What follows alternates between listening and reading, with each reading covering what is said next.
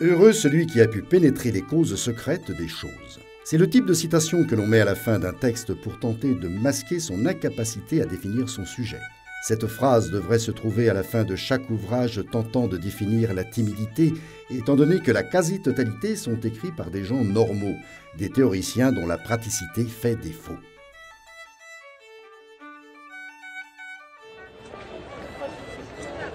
Il apparaissait donc nécessaire d'offrir pour la première fois une véritable définition du syndrome du timide.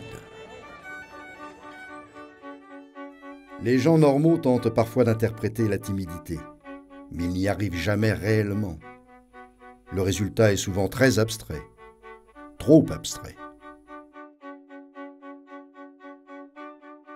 Peut-être est-ce parce qu'ils se font une fausse idée du timide. Il l'imagine sans doute comme une personne petite avec des lunettes généralement trop grandes pour lui, un pantalon classique tombant exactement sur les chaussures, une chemise fermée jusqu'au dernier bouton et bien sûr une coiffure impeccable. Bref, une illusion par rapport à ce qu'est réellement un timide. Certains pensent même qu'un timide peut se faire tellement petit qu'il peut tenir dans une boîte d'allumettes. Ce qui est plus qu'aberrant. Non, une boîte à chaussures, je veux bien. Une boîte d'allumettes, faut pas déconner non plus.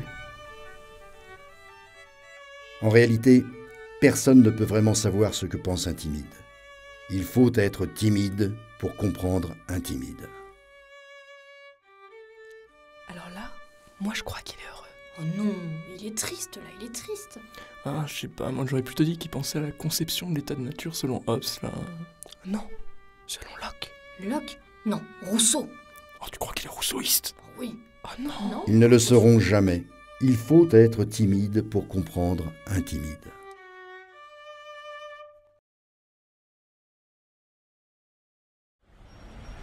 Voilà ce qu'est un timide.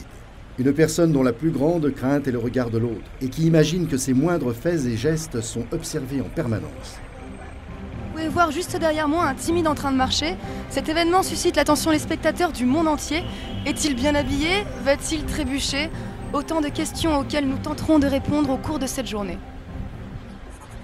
Alors, le timide suit un chemin précis, évitant toute situation embarrassante, évitant les contacts avec les autres. Mais le timide sait s'adapter. Ayant peur de déranger, de se faire remarquer, le timide adopte les goûts et opinions de ses interlocuteurs et va jusqu'à reproduire leurs attitudes. Bonjour monsieur le directeur. Tiens, Thierry, alors ce match là. Hey, François. Tiens, Michel. Michel.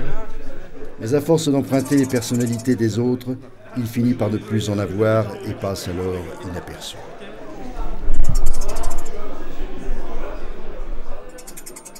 Souvent, le timide est dans ses pensées. Il a peur de déranger et de faire un faux pas. Le timide a le don de compliquer les choses simples. Et vous, comment allez-vous?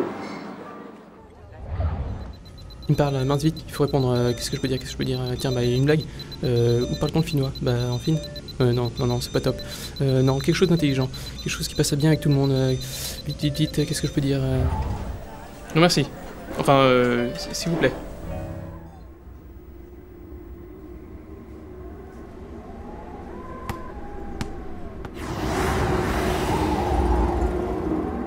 Oh, le con. Oui, le timide a tendance à exagérer ses craintes. Et puis un jour, le timide fera une découverte, en lisant un livre qui bouleversera sa conception de la vie. Les mytiloïdes, plus communément appelés moules, sont des mollusques bivalves. Ces espèces sont équivalves et très inéquilatérales, leur forme allant du triangulaire au flabelliforme. Elles sont dépourvues de dents de charnière. Les crochets se trouvent à l'extrémité antérieure. Le ligament est développé, mais les muscles adducteurs sont vestigiaux.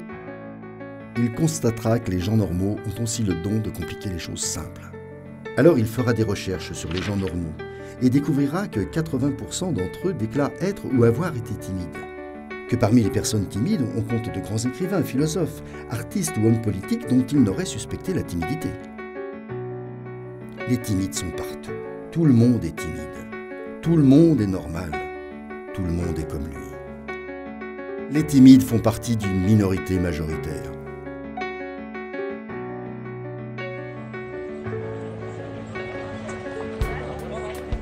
voudra faire changer les choses? Si tout le monde est timide, personne n'est timide.